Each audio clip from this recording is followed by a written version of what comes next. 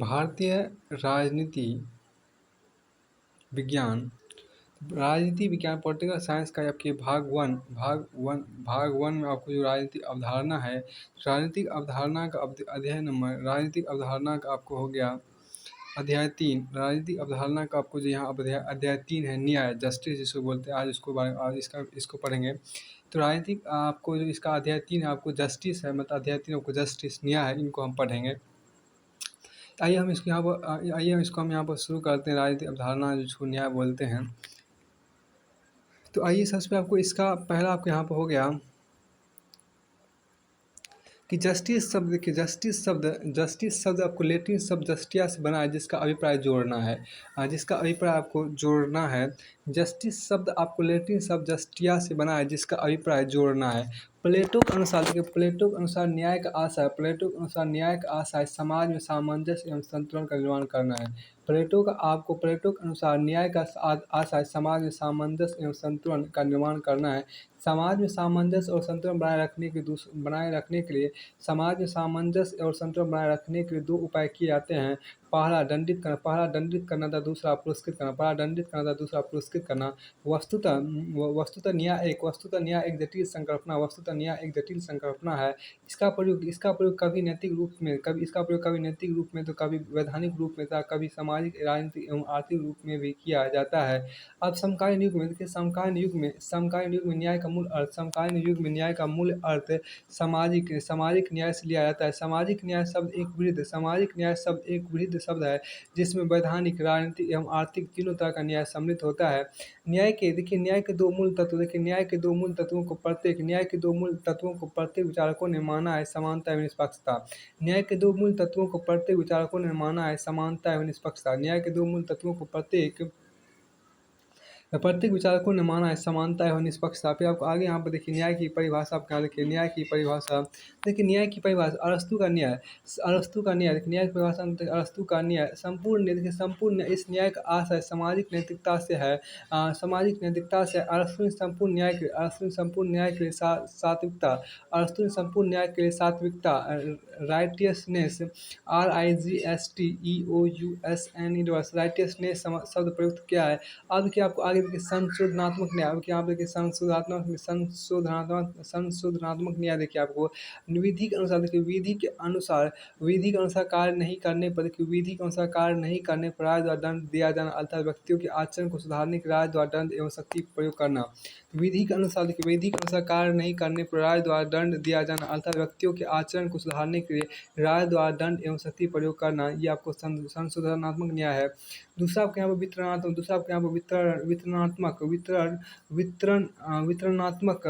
वितरणात्मक न्याय। देखिए राय द्वारा व्यक्तियों में पद, अवसर एवं रेखागणित आधार पर भौतिक सुविधाएं वितरित करने का आधार। तीसरा अरस्तु के अनुसार समाज में सेवाओं और पदों का वितरण आपको व्यक्ति द्वारा समाज में किए गए योगदान से निर्धारित होगा। अरस्तु के अनुसार समाज में सेवाओं और पदों का वितरण व्यक्ति द्वारा समाज में किए गए योगदान से निर्धारित होगा। सद्गुण ही योग्यता का मानदंड है। अरस्तु का न्याय समानुपातिक, अरस्तु का जो न्याय है वो आपको समानुपातिक है।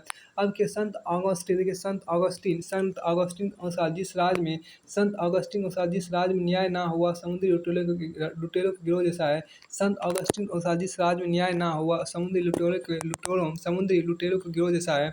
अर्नस्ट बार्कन अपने principle of social and political theory 1951 में स्वतंत्रता, समानता एवं बंधुत्व को सहयोगी मूल्य माना।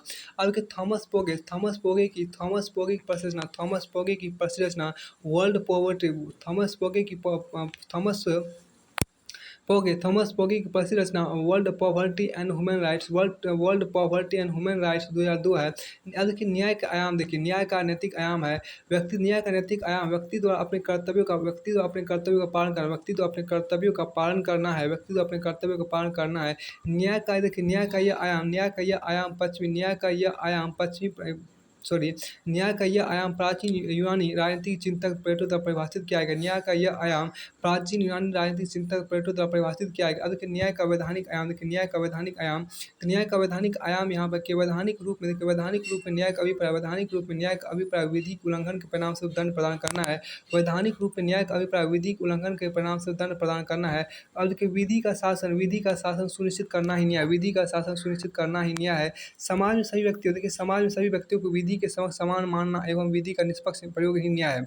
समाज में सभी व्यक्तियों को विधि के समक्ष समान मानना एवं विधि का निष्पक्ष प्रयोग ही न्याय है। बेंथम द ऑस्टिन, देखिए बेंथम द ऑस्टिन वैधानिक न्याय के सबसे प्रमुख समर्थक है। बेंथम द ऑस्टिन वैधानिक न्याय के सबसे प्रमुख समर्थक हैं। अब कि न्याय का राजनीतिक आयाम, देखिए न्याय का राजनीतिक आयाम, देखिए न्याय का राजनीतिक आयाम प्रत्येक व्यक्ति को शासन व्यवस्था में भागीदारी देना ही न्याय है। प्रत्येक व्यक्ति को शासन व्यवस्था में भागीदारी देना ही आपको न्याय है। राजनीतिक रूप से, देखिए राजनीतिक रूप से सभी को समान माना जाता है। राजनीतिक रूप से सभी को समान माना जाता है। अब देखिए न्याय का सामाजिक आयाम, देखिए न्याय का सामाजिक आयाम, देखिए लिंग जाति धर्म जन्म स्थान एवं प्रजाति इत्यादि के आधार पर भेद न करना न्याय है। लिंग जाति धर्म जन्म स्थान एवं प्रजाति इत्यादि के आधार पर भेद न करना न्याय है। वर्तमान में सामाजिक न्याय को व्यापक अर्थों में लिया जा रहा है। वर्तमान में सामाजिक न्याय को व्यापक अर्थों में लिया जा रहा है, जिसमें सामाजिक, आर्थिक और राजनीतिक तीनों न्याय सम्मिलित हैं। कार्ल पॉपर, देखिए कार्ल पॉपर ने सामाजिक न्याय को पीसमील सोशल इंजीनियरिंग एंड और यूटोपियन सोशल इंजीनियरिंग कहा है। कार्ल पॉपर ने सामाजिक न्याय को piecemeal piecemeal social engineering and utopian social engineering कहा है।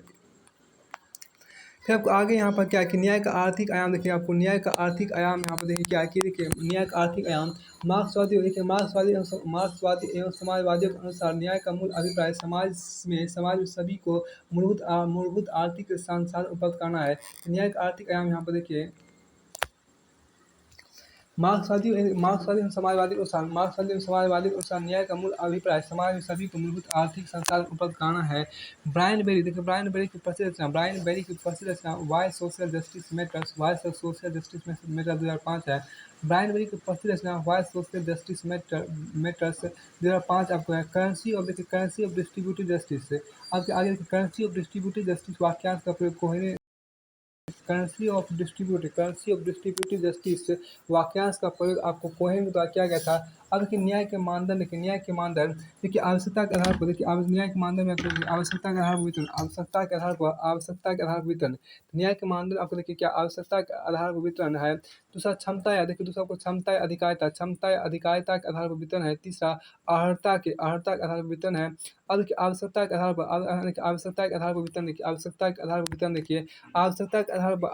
आधार पर वितरण के मानदंड का समर्थन मूलतः मार्क्सवादी करते हैं।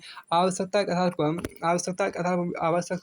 पर वितरण के मानदंड का समर्थन मूलतः मार्क्सवादी करते हैं। आवश्यकता के आधार पर वितरण के मानदंड का समर्थन मूलतः मार्क्सवादी करते हैं। Critique of the Gotha programme मई 1875 के अंतर्गत उचित वितरण की मांग उठाते हैं। Critique of the Gotha programme मई 1875 के अंतर्गत उचित वितरण की मांग उठाते हैं। क्रिटिक ऑफ द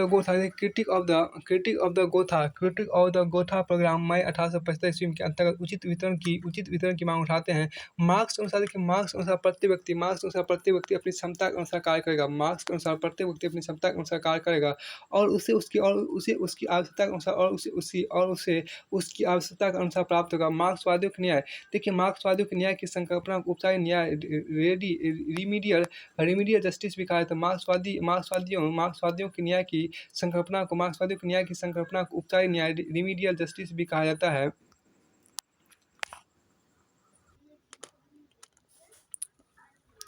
अब आगे अधिकारों के आधार पर वितरण, देखिए आपको इस मानदंड के समर्थक नव उदारवादी विचारक हैं। रॉबर्ट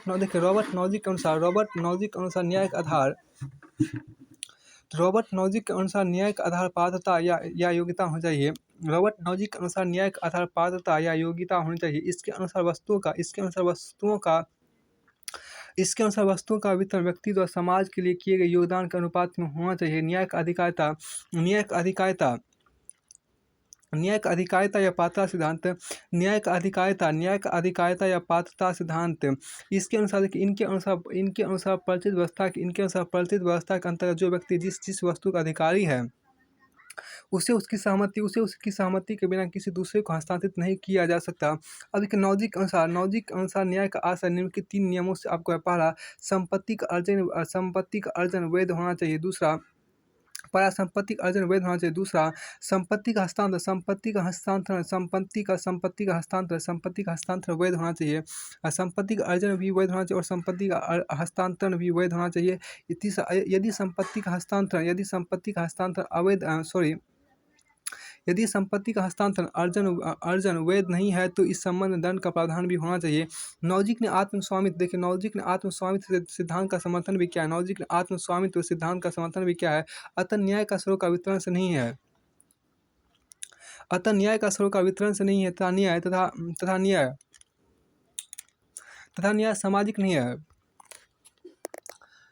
सामाजिक नहीं है,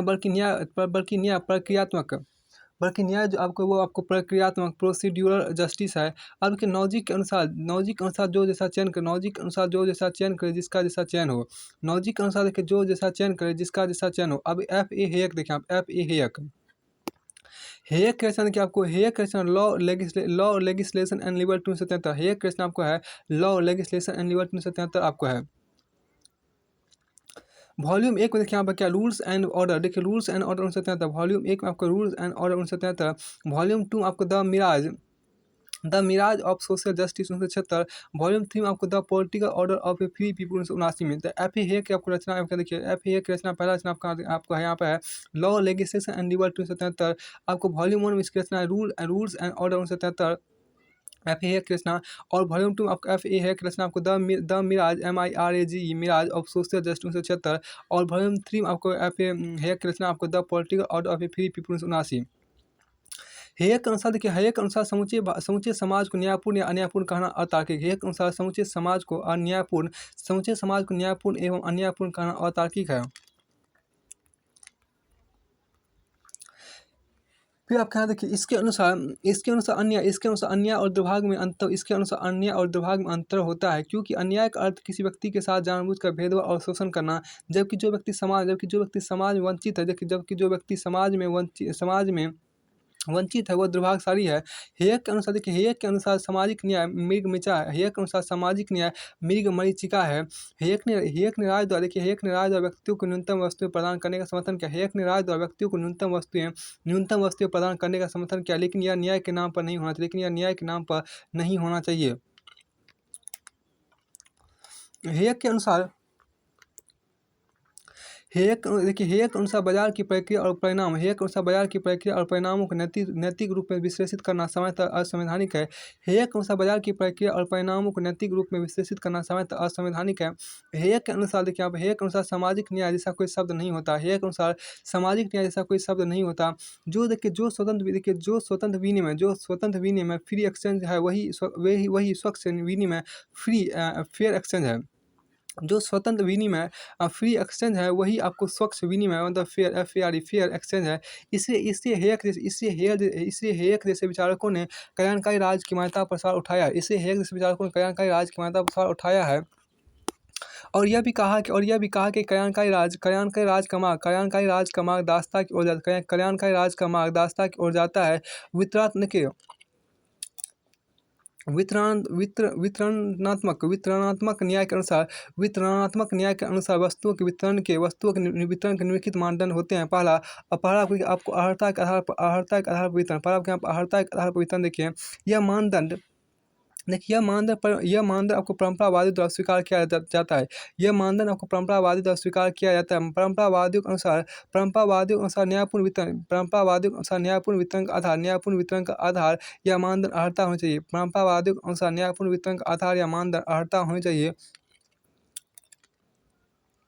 फिर आपको आगे यहाँ देखिए प्रक्रियात्मक न्याय, आपके आगे देखिए प्रक्रियात्मक न्याय, यहाँ देखिए देखिए प्रक्रियात्मक न्याय मूलतः औपचारिक या वैधानिक न्याय है। प्रक्रियात्मक न्याय मूलतः औपचारिक या वैधानिक न्याय है। अब देखिए प्रक्रियात्मक न्याय में समकालीन उदारवादी विचारक विश्वास करते हैं।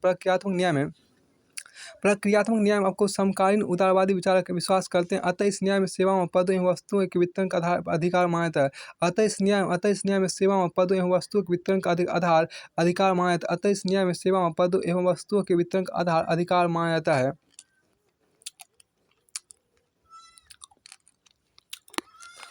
और देखिए प्रक्रियात्मक न्याय में क्षमता पर बल दिया, प्रक्रियात्मक न्याय में क्षमता पर बल दिया जाता है, आवश्यकता पर नहीं। अतः प्रक्रियात्मक न्याय में बाजारवादी अर्थव्यवस्था या पूंजीवादी अर्थव्यवस्था को महत्वपूर्ण माना जाता है। इस न्याय की अवधारणा में प्रक्रिया पर बल दिया जाता है, परिणाम पर नहीं। अतः प्रक्रियात्मक न्याय में बाजारवादी अर्थव्यवस्था या पूंजीवादी अर्थव्यवस्था को महत्वपूर्ण माना जाता है। इस न्याय की अवधारणा में प्रक्रिया पर बल दिया जाता है, परिणाम पर नहीं। लेकिन प्रक्रियात्मक न्याय की सबसे बड़ी त्रुटि है कि इन्होंने न्याय की कल्पना एक अनुवादी व्यक्ति के संदर्भ में प्रस्तुत किया, एक सामाजिक प्राणी के संदर्भ में नहीं। लेकिन प्रक्रियात्मक न्याय की सबसे बड़ी त्रुटि है कि इन्होंने न्याय की कल्पना एक अनुवादी व्यक्ति के संदर्भ में प्रस्तुत किया, एक सामाजिक प्राणी के संदर्भ में नहीं। समाज में विभिन्न व्यक्तियों की स्थिति विषम होती है, इसलिए एक असमतामूलक समाज में न्याय का प्रक्रियावादी स्वरूप असंगत सिद्ध हो जाता है। अब आपको आगे देखिए आपको क्या कि तत्वात्मक न्याय, देखिए आपको तत्वात्मक न्याय जिसको अंग्रेजी में बोलते हैं सबस्टेंटिव जस्टिस बोलते हैं। देखिए तत्वात्मक न्याय का अभिप्राय सामाजिक आर्थिक न्याय से है। तत्वात्मक न्याय में व्यक्ति की मूलभूत आर्थिक आवश्यकताओं की पूर्ति का प्रयत्न किया जाता है। अतः तत्वात्मक न्याय की संकल्पना अवसर की समानता पर आधारित है। लेकिन तत्वात्मक न्याय का क्रांतिकारी स्वरूप मार्क्सवादी विचारकों ने माना है। उनके अनुसार न्याय का अभिप्राय पूंजीवादी व्यवस्था का पूर्ण उन्मूलन यानी विनाश। उनके अनुसार न्याय का अभिप्राय पूंजीवादी व्यवस्था का पूर्ण उन्मूलन या विनाश है। अतः यह ऐसे साम्यवादी समाज की कल्पना करते हैं जिसमें उत्पादन के साधनों पर पूरे समाज का नियंत्रण है। अतः यह एक ऐसे साम्यवादी समाज की कल्पना करते हैं जिसमें उत्पादन के साधनों पर पूरे समाज का नियंत्रण है। अतः मार्क्सवादी अवसर की समानता के बजाय सभी के लिए समान परिस्थितियों का समर्थन करते हैं। मार्क्सवादियों के अनुसार कल्याणकारी राज्य या सामाजिक लोकतंत्र द्वारा न्याय की प्राप्ति नहीं हो सकती। फिर आपको आगे देखिए लेकिन इस मान्यता में भी आपको त्रुटि है, क्योंकि मार्क्सवादी व्यवस्था में जिस प्रकार एक दल का प्रभुत्व था या आधिपत्य स्थापित हो गया है। लेकिन इस मान्यता में भी त्रुटि है, क्योंकि मार्क्सवादी व्यवस्था में जिस प्रकार एक दल का प्रभुत्व या आधिपत्य स्थापित हो गया, उसमें व्यक्ति की अभिव्यक्ति की स्वतंत्रता का दमन किया गया है। सबहरा वर्ग के शासन की बजाय सबहरा वर्ग पर शासन स्थापित हो गया। सबहरा वर्ग के शासन की बजाय सबहरा वर्ग पर शासन स्थापित हो गया है। प्रक्रियात्मक न्याय का समर्थन मुख्यतः शास्त्रीय उदारवादी नव उदारवादी विचारक करते हैं। प्रक्रियात्मक न्याय का समर्थन मुख्यतः शास्त्रीय उदारवादी नव उदारवादी विचारक करते हैं। कल्याणकारी न्याय को मानने वाले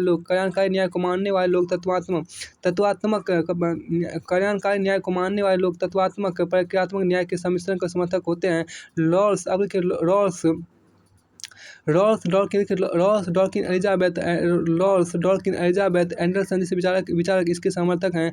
रॉल्स डॉकिन एलिजाबेथ एंडरसन जैसे विचारक इसके समर्थक हैं। अब देखिए प्राकृतिक न्याय, देखिए प्राकृतिक न्याय से आशय उन नियमों और मान्यताओं से, प्राकृतिक न्याय से आशय उन नियमों और मान्यताओं से है, उन नियमों और मान्यताओं से है जो मानव मात्र के उपयोगी है, यह संभव है कि उनका वर्णन संविधान या विधि में ना हो। देखिए प्राकृतिक न्याय का अंतर्निहित अर्थ, यहाँ प्राकृतिक न्याय का अंतर्निहित अर्थ यहाँ पर देखिए, प्राकृतिक न्याय का अंतर्निहित अर्थ किसी भी व्यक्ति को बिना सुनवाई के दंडित नहीं किया जा सकता। दूसरा कोई दंड देने वाले, देखिए दंड देने वाली संस्था आधिकारिक एवं वैध होनी चाहिए। दंड देने वाली संस्था आधिकारिक एवं वैध होनी चाहिए। तो तीसरा को देखिए दंड ताकि उचित होना चाहिए। मनमाना नहीं।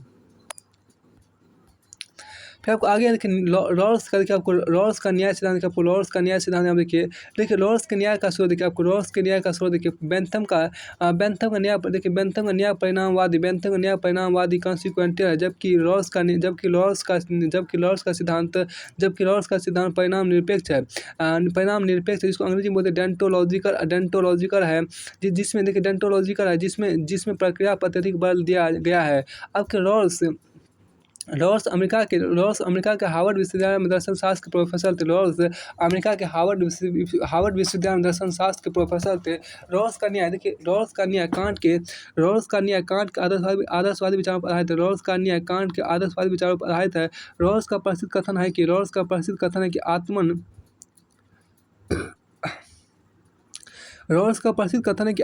आत्मन साध से पहले the self is prior to its end. जो कांट की मान्यता व्यक्ति स्वयं में साध है से प्रभावित है। रॉल्स ने व्यक्ति गरिमा को अत्यधिक महत्वपूर्ण माना। रॉल्स ने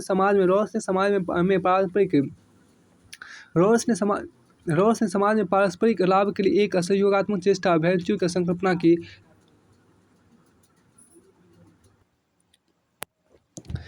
हेयक के अनुसार समूचे समाज को न्यायपूर्ण या अन्यायपूर्ण कहना अतार्किक है। इनके अनुसार अन्याय और दुर्भाग्य में अंतर होता है, क्योंकि अन्याय का अर्थ किसी व्यक्ति के साथ जानबूझकर भेदभाव और शोषण करना है, जबकि जो व्यक्ति समाज में वंचित है वह दुर्भाग्यशाली है। हेयक के अनुसार सामाजिक न्याय मरीचिका है। हेयक ने राय द्वारा व्यक्तियों को न्यूनतम वस्तुएं प्रदान करने का समर्थन किया है, लेकिन यह न्याय के नाम पर नहीं होना चाहिए। आपको नहीं होना चाहिए। आपको आगे यहाँ पर है क्या कि हेयक के विचार अनुसार, देखिए हेयक के अनुसार बाजार की प्रक्रिया और परिणामों को नैतिक रूप से विश्लेषित करना सामान्यतः असंवैधानिक है। तो हेयक के अनुसार बाजार की प्रक्रिया और परिणामों को नैतिक रूप में विश्लेषित करना सामान्यतः अवैधानिक है। हेयक के अनुसार सामाजिक न्याय, जैसा कोई शब्द नहीं होता। जो स्वतंत्र विनिमय फ्री एक्सचेंज है, वही स्वच्छ विनिमय फेयर एक्सचेंज है। इसलिए हेयक जैसे विचारकों ने कल्याणकारी राज्य की मान्यता पर सवाल उठाया और यह भी कहा कि कल्याणकारी राज्य का मार्ग दासता की ओर जाता है। वितरणात्मक न्याय के अनुसार व्यक्तियों के वितरण के निम्नलिखित मानदंड होते हैं। आपको देखिए यहाँ पर मानदंड होते हैं। देखिए अर्हता के आधार पर वितरण, देखिए यह मानदंड परंपरावादियों द्वारा स्वीकार किया जाता है। परंपरावादियों के अनुसार न्यायपूर्ण वितरण का आधार या मानदंड अर्हता होनी चाहिए। न्यायपूर्ण वितरण का आधार या मानदंड अर्हता होनी चाहिए। और प्रक्रियात्मक न्याय, देखिए आपको यहाँ पर प्रक्रियात्मक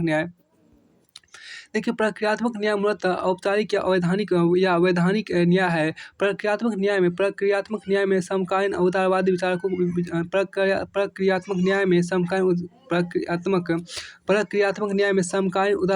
विश्वास करते हैं। अतः इस न्याय में सेवाओं, पद एवं वस्तुओं के वितरण का अधिकार माना जाता है। अतः इस न्याय में सेवाओं, पद एवं वस्तुओं के वितरण का आधार अधिकार माना जाता है। फिर आपको आगे यहाँ पर क्या कि आगे आपको देखिए प्रक्रियात्मक न्याय में, देखिए प्रक्रियात्मक न्याय में क्षमता पर बल दिया जाता है, आवश्यकता पर नहीं। प्रक्रियात्मक न्याय में क्षमता पर बल दिया जाता है, आवश्यकता पर नहीं। अतः प्रक्रियात्मक न्याय में बाजारवादी अर्थव्यवस्था, या पूंजीवादी अर्थव्यवस्था को महत्वपूर्ण माना जाता है। इस न्याय की देखिए इस न्याय की अवधारणा में प्रक्रिया पर बल दिया जाता है, परिणामों पर नहीं। इस न्याय की अवधारणा में प्रक्रिया पर बल दिया जाता है, परिणामों पर नहीं। लेकिन प्रक्रियात्मक न्याय की सबसे बड़ी त्रुटि है कि इन्होंने न्याय की कल्पना एक अनुवादी व्यक्ति के संदर्भ में प्रस्तुत किया है, एक सामाजिक प्राणी के संदर्भ में नहीं। समाज में विभिन्न व्यक्तियों की स्थिति विषम होती है, इसलिए एक असमतामूलक समाज में न्याय का प्रक्रियावादी स्वरूप असंगत सिद्ध हो जाता है। फिर आपको आगे यहाँ पर क्या आगे आपके यहाँ पर है तत्वात्मक, देखिए तत्वात्मक न्याय जिसको बोलते हैं अंग्रेजी में बोलते हैं सबस्टेंटिव जस्टिस बोलते हैं। तत्वात्मक न्याय का अभिप्राय सामाजिक आर्थिक न्याय से है। तत्वात्मक न्याय में व्यक्ति की मूलभूत आर्थिक आवश्यकताओं की पूर्ति का प्रयत्न किया जाता है। अतः तत्वात्मक न्याय की संकल्पना अवसर की समानता पर आधारित है। तत्वात्मक न्याय का क्रांतिकारी स्वरूप मार्क्सवादी विचारकों ने माना। उनके अनुसार न्याय का अभिप्राय पूंजीवादी व्यवस्था का पूर्ण उन्मूलन या विनाश है। अतः यह एक ऐसे साम्यवादी समाज की कल्पना करते हैं जिसमें उत्पादन के साधनों पर पूरे समाज का नियंत्रण है। अतः मार्क्सवादी अवसर की समानता के बजाय सभी के समान परिस्थितियों का समर्थन करते हैं। मार्क्सवादियों के अनुसार कल्याणकारी राज या सामाजिक लोकतंत्र द्वारा न्याय की प्राप्ति नहीं हो सकती। लेकिन इस मान्यता में भी त्रुटि है, क्योंकि मार्क्सवादी व्यवस्था में जिस प्रकार एक दल का प्रभुत्व या आधिपत्य स्थापित हो गया है, उसमें व्यक्ति की अभिव्यक्ति की स्वतंत्रता का दमन किया गया है। सर्वहारा वर्ग के शासन बजाय सर्वहारा वर्ग पर शासन स्थापित हो गया है। प्रक्रियात्मक न्याय का समर्थन मुख्यतः शास्त्रीय उदारवादी विचारक करते हैं। अभी कल्याणकारी न्याय को मानने वाले लोग तत्वात्मक प्रक्रियात्मक न्याय के सम्मिश्रण के समर्थक होते हैं। रॉल्स डॉकिन एलिजाबेथ एंडरसन जैसे विचारक इसके समर्थक हैं। अब देखिए प्राकृतिक न्याय से आशा उन नियमों और मान्यताओं से है जो मानव मात्र के उपयोगी है। यह संभव है कि उनका वर्णन संविधान या विधि में ना हो। अब देखिए प्राकृतिक न्याय का अंतर्निहित अर्थ देखिए यहाँ पर भारत के किसी व्यक्ति को बिना सुनवाई के दंडित नहीं किया जा सकता। दूसरा दंड देने वाले दंड देने वाली संस्था आधिकारिक एवं वैध होनी चाहिए। तीसरा दंड तार्किक एवं उचित होना चाहिए, मनमाना नहीं। अब क्या आपको रॉल्स का न्याय सिद्धांत रॉल्स के न्याय का देखिए स्रोत आपको देखिए रॉल्स के न्याय का स्रोत देखिए यहाँ पर बेंथम का न्याय परिणामवादी कंसिक्वेंटियल है, जबकि रॉल्स का सिद्धांत परिणाम निरपेक्ष है, डेंटोलॉजिकल है, जिसमें प्रक्रिया पर अधिक बल दिया गया है। रॉल्स अमेरिका के हार्वर्ड विश्वविद्यालय में दर्शनशास्त्र के प्रोफेसर थे। रॉल्स का न्याय कांट के आदर्शवादी विचारों पर आधारित है। रॉल्स का न्याय कांट के आदर्शवादी विचारों पर आधारित है। रॉल्स का प्रसिद्ध कथन है कि आत्मन साध से पहले है। The self is prior to its end, जो कांट की मान्यता व्यक्ति स्वयं में साध है से प्रभावित है। रॉल्स ने व्यक्ति गरिमा को अत्यधिक महत्वपूर्ण माना। रॉल्स ने समाज में पारस्परिक लाभ के लिए एक सहयोगात्मक चेष्टा वेंचर की संकल्पना की। अब रॉल्स के न्याय का आधार देखिए रॉल्स का न्याय कांट के आदर्शवादी सिद्धांतों से प्रभावित है। उसने कांट की इस मान्यता को स्वीकार किया कि व्यक्ति स्वयं में साध है, इसलिए इन्होंने कहा कि आत्मन साध से पहले है। लेकिन अतः रॉल्स के समान है। रॉल्स ने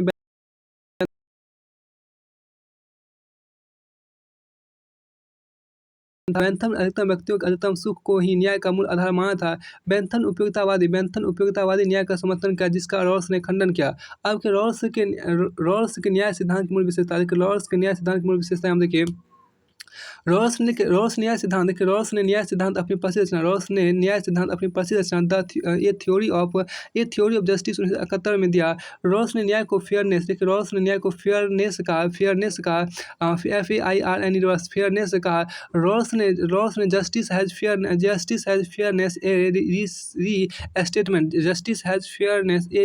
स्टेटमेंट 2001 में नामक रचना की थी, 2001 में लिखा था। अब के रॉल्स के अनुसार न्याय समाज का सबसे मुख्य और प्राथमिक गुण है। रॉल्स के अनुसार न्याय समाज का सबसे मुख्य और प्राथमिक गुण है। रॉल्स ने न्याय को मैक्सिमम प्रिंसिपल भी कहा है। रॉल्स ने न्याय को मैक्सिमिन प्रिंसिपल का मैक्सिमिन प्रिंसिपल कहा है। रॉल्स का न्याय सिद्धांत विभेदों के नियम पर आधारित है। रॉल्स के न्याय की संकल्पना शुद्ध प्रक्रियात्मक है।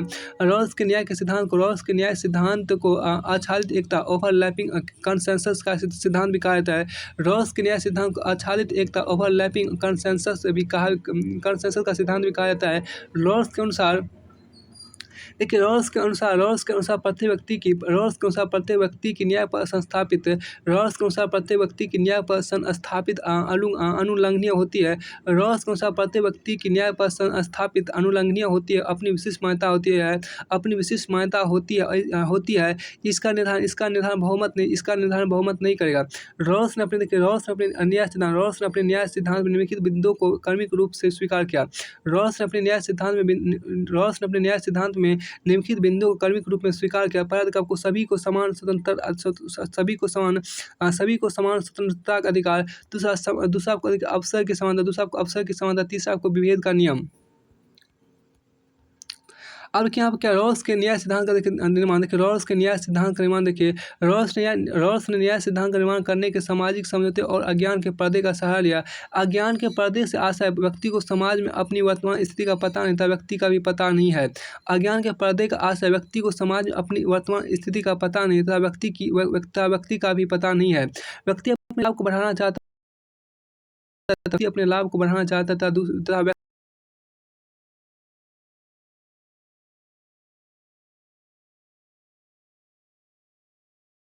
रॉल्स का जो समझौता तार्किक व्यक्तियों का समझौता है, तो व्यक्ति तार्किक के साथ नैतिक भी है। रॉल्स का समझौता तार्किक व्यक्तियों का समझौता है, व्यक्ति तार्किक के साथ नैतिक भी है। व्यक्ति निस्वार्थ भाव से समझौता करता है। व्यक्ति सर्वाधिक सुरक्षित मार्ग का चयन करता है, वह समझौते में जोखिम भरे मार्ग का चयन नहीं करता है। न्याय तार्किक चयन का परिणाम है। रॉल्स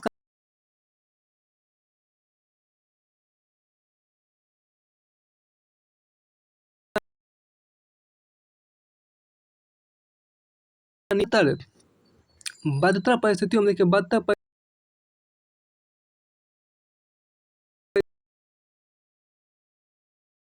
रॉल्स के अनुसार वस्तुओं से आशय बदतर परिस्थितियों में प्राथमिक वस्तुओं से है। अब कि विशुद्ध प्रक्रियात्मक न्याय देखिए। रॉल्स का न्याय विशुद्ध प्रक्रियात्मक न्याय है, पर रॉल्स का न्याय विशुद्ध प्रक्रियात्मक है, क्योंकि रॉल्स ने प्रक्रियाओं की निष्पक्षता पर अत्यधिक बल दिया। उनके अज्ञान के पर्दे की कल्पना न्याय को निष्पक्ष बनाने के लिए है।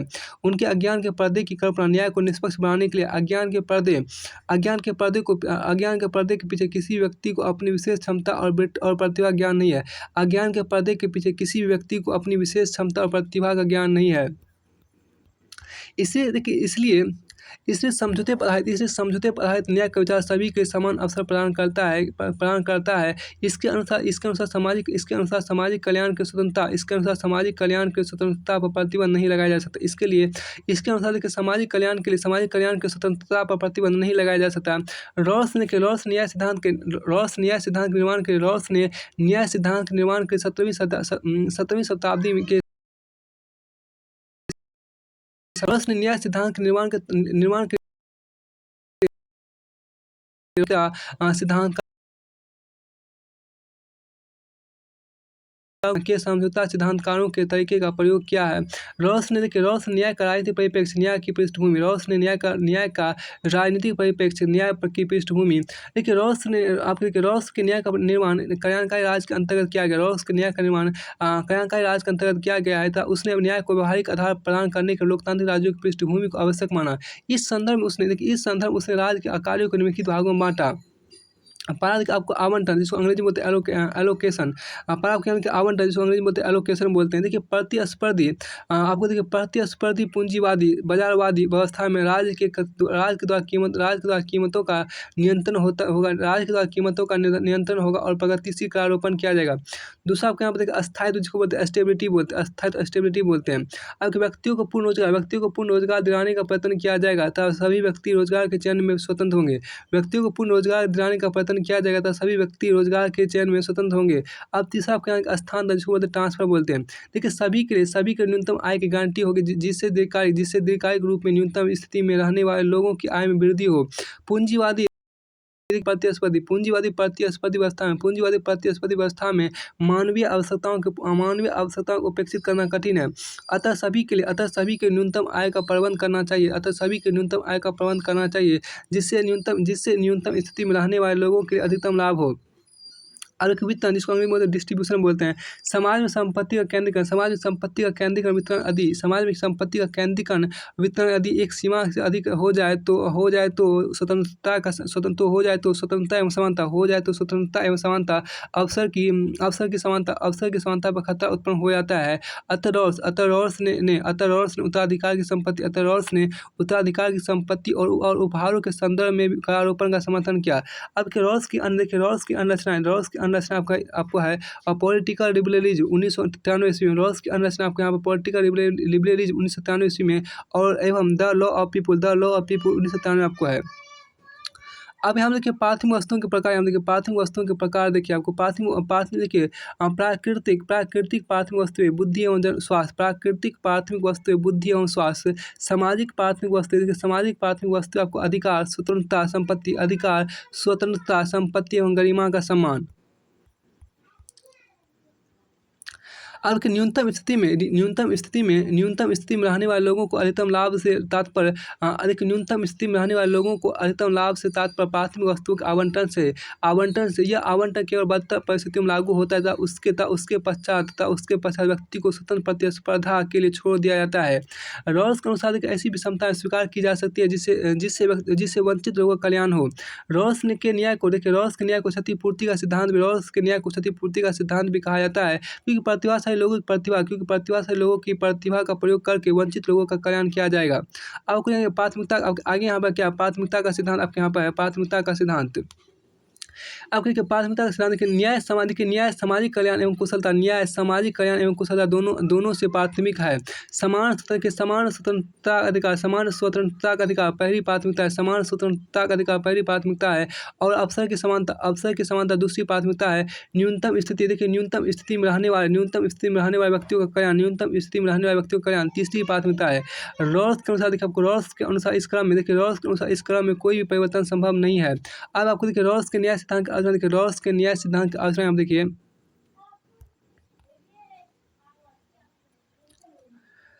आगे आपको देखिए रॉस के न्याय सिद्धांत की आपको आलोचना यहाँ पर की गई, तो इसको यहाँ पर देखते हैं। देखिए कि समुदायवादियों द्वारा रॉस की व्यक्ति की संकल्पना को अतार्किक एवं अव्यावहारिक बताया गया है। समुदायवादियों के अनुसार न्याय की कोई एकमात्र और सामान्य परिभाषा नहीं हो सकती, बल्कि विभिन्न समुदायों के लिए न्याय की भिन्न धारणाएं आवश्यक है। इसलिए न्याय का कोई एक मानदंड नहीं हो सकता। आमर्त्य सेन ने अपनी रचना द आइडिया ऑफ जस्टिस 2009 में नीति या प्रक्रिया के बजाय न्याय पर बल दिया। मार्क्सवादियों के अनुसार आपको आलोचना देखिए। मार्क्सवादियों के अनुसार व्यक्ति वर्ग का सदस्य है, इसलिए व्यक्ति के प्रथम समझौते की कल्पना नहीं की जा सकती। रॉस का न्याय उदारवादी कल्याणकारी एवं पूंजीवादी राज्य के लिए है। नॉजिक द्वारा रॉस की आलोचना न्याय का नव उदारवादी या स्वेच्छातंत्रवादी सिद्धांत के नॉजिक ने रॉस के नियमों की कई आलोचना की था। उन्होंने पूर्ण प्रक्रियात्मक न्याय का समर्थन किया। आपके नौजी की देखिए नौजी की मूल मान्यताएं निम्नलिखित है। नौजी की मूल मान्यताएं निम्नलिखित है। पहला देखिए आपको आरंभिक स्थिति में, देखिए आरंभिक स्थिति में आपके यहाँ पर क्या, आरंभिक स्थिति में संसार की वस्तुओं पर किसी प्रकार का किसी का नियंत्रण नहीं था। आरंभिक स्थिति में संसार की वस्तुओं पर किसी का नियंत्रण नहीं था। व्यक्ति ने देखिए व्यक्ति ने अपनी प्रतिभा एवं क्षमता द्वारा इन वस्तुओं पर नियंत्रण स्थापित किया। व्यक्ति द्वारा व्यक्ति द्वारा अर्जित संपत्ति व्यक्ति व्यक्तित्व का भाग है। नौजी के अनुसार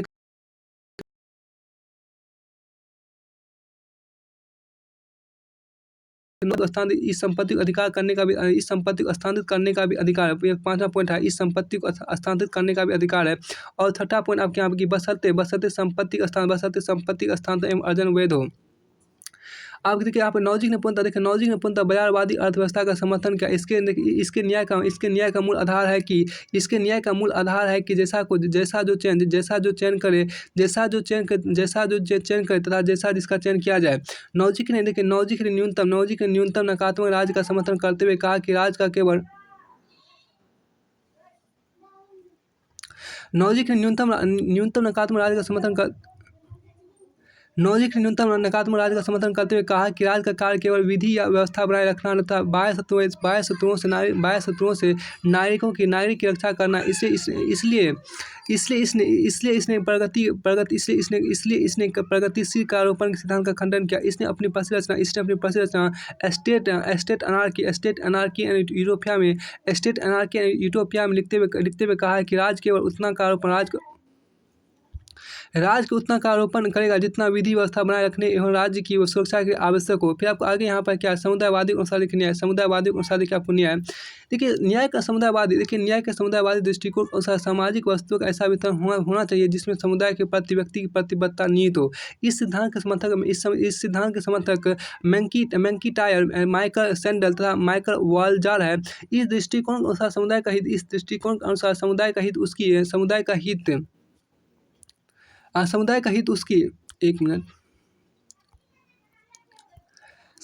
हित उसकी ऐतिहासिक एवं सामाजिक पहचान में व्यक्त होता है। देखिए समुदायवादियों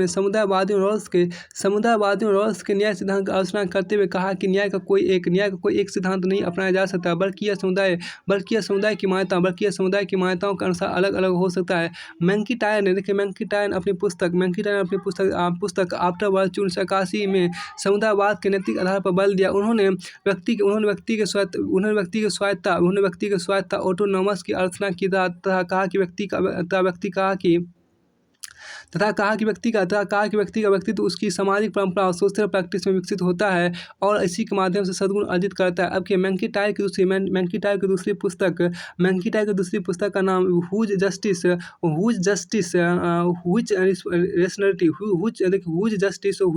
रेशनलिटी है। फिर आपको आगे यहाँ पर कहता है क्या, माइकल जे सेंडर ने अपनी पुस्तक liberalism and the limits of justice 1982 में लॉस की तार्किक प्रणाली की आलोचना करते हुए उसके द्वारा वर्णित विवेकशील कर्ता रैशनल निगोटिएटर तथा मूल स्थिति ओरिजिनल पोजीशन की आलोचना की और कहा कि व्यक्ति के चरित्र को समझने के लिए उसकी संस्कृति और समुदाय की जानकारी आवश्यक है। माइकल वाल्डर ने अपनी पुस्तक spheres of justice a defence of pluralism and equality 1983 में उदारवादी बहुलवादी न्याय सिद्धांत की आलोचना करते हुए कहा कि न्याय का कोई सार्वभौम नियम नहीं हो सकता। न्याय के नियम के निर्धारण के लिए समुदाय विशेष में परिचित मान्यताओं एवं मानदंडों को ध्यान में रखना आवश्यक है। वाल्जर के अनुसार न्याय का सिद्धांत सरल समानता सिंपल इक्वलिटी के आधार पर नहीं, वाल्जर के अनुसार न्याय का सिद्धांत सरल समानता सिंपल इक्वलिटी के आधार पर नहीं वरन जटिल समानता कॉम्प्लेक्स इक्वलिटी के आधार पर निर्धारित किया जाना चाहिए। जटिल समानता के अनुसार भिन्न सामाजिक वस्तुएं अभी जीवन के भिन्न क्षेत्रों के वितरण के बनी है। जटिल समानता के अनुसार भिन्न सामाजिक वस्तुएं जीवन के भिन्न क्षेत्रों के वितरण के लिए बनी है। न्याय का उद्देश्य इस वितरण के तर्कसंगत आधार का पता लगाना है। रॉस ने अपनी पुस्तक पॉलिटिकल लिबरलिज्म 1993 में समुदायवादियों की आलोचना उत्तर दिया और आच्छादित एकता ओवरलैपिंग कंसेंसस का सिद्धांत दिया। अब क्या अमर्त्य सेन, अब क्या यहाँ पे देखिए अमर्त्य सेन के विचार देखिए, अमर्त्य सेन के विचार देखिए, इन्होंने कैपेबिलिटी अप्रोच, इन्होंने कैपेबिलिटी अप्रोच क्षमता पद्धति को अपनाया, इन्होंने कैपेबिलिटी अप्रोच क्षमता पद्धति को अपनाया। अमर्त्य सेन अपनी रचना, अमर्त्य सेन अपनी रचना डेवलपमेंट है, अमर्त्य सेन अपनी रचना डेवलपमेंट हैज फ्रीडम 1999 में क्षमताओं की समानता का समर्थन किया। इनके अनुसार देखिए, इनके अनुसार लोगों की क्षमताओं में वृद्धि करने का अभिप्राय जीवन की गुणवत्ता में सुधार करना है। इनके अनुसार आपको लोगों की क्षमताओं में वृद्धि करने का अभिप्राय जीवन की गुणवत्ता में सुधार करना है। लोकतांत्रिक व्यवस्था का देखिए, लोकतांत्रिक व्यवस्था का दृढ़ समर्थन करते हुए कहा कि लोकतांत्रिक व्यवस्था में आकार की घटना नहीं होती। लोकतांत्रिक व्यवस्था में आकार की घटना नहीं होती, बल्कि लोकतांत्रिक व्यवस्थाओं के द्वारा आर्थिक विकास बेहतर रूप में अर्जित किए जा सकते हैं। अमर्त्य सेन का देखिए, अमर्त्य सेन के अनुसार व्यक्तियों के मत भिन्नताएं लिंग आयु के आधार पर निर्मित होती है, और ये भिन्नताएं प्राकृतिक है, जबकि दूसरी भिन्नताएं परिस्थितियों के रूप में उत्पन्न होती है। उदाहरण के जाति एवं संपत्ति पर आधारित विषमता। इनके अनुसार समाज में महिलाओं की स्थिति सामाजिक रूप में अत्यंत पिछड़ी है, जिसमें दलित महिलाओं की स्थिति ज़्यादा गंभीर है। इसके अनुसार बाह्य परिस्थितियों की विषमता अनेक रूपों में विद्यमान होती है। अब इनके अनुसार आपका इनके अनुसार किसी एक क्षेत्र में विषमता संभव है, परंतु किसी एक क्षेत्र की विषमता का प्रभाव दूसरे क्षेत्र पर नहीं होना चाहिए। वाल्ज़र के अनुसार समाज के अनेक क्षेत्र होते हैं, और यह सत्य है कि एक व्यक्ति संगीत के क्षेत्र में निपुण हो सकता है, तो दूसरा व्यक्ति गणित के क्षेत्र में प्रभावशाली हो सकता है। तो परंतु एक क्षेत्र का लाभ दूसरे क्षेत्र में न उठ सका, व्यक्ति दूसरे क्षेत्र में न उठा सके। अमर्त्य सेन अपनी नई पुस्तक ए आइडिया ऑफ जस्टिस में रॉस की न्याय नीति को देखिए, अमर्त्य सेन अपनी प्रसिद्ध पुस्तक ए आइडिया ऑफ जस्टिस में रॉस के न्याय को नीति कहा, और इसे सार्वभौमिक संस्थावाद का और न्याय के व्यावहारिक पक्ष पर बल दिया। तो यहाँ से आपको न्याय का इस सिद्धांत खत्म होता है। अब आपको अध्याय 4 का चर्चा अगले वीडियो में करेंगे।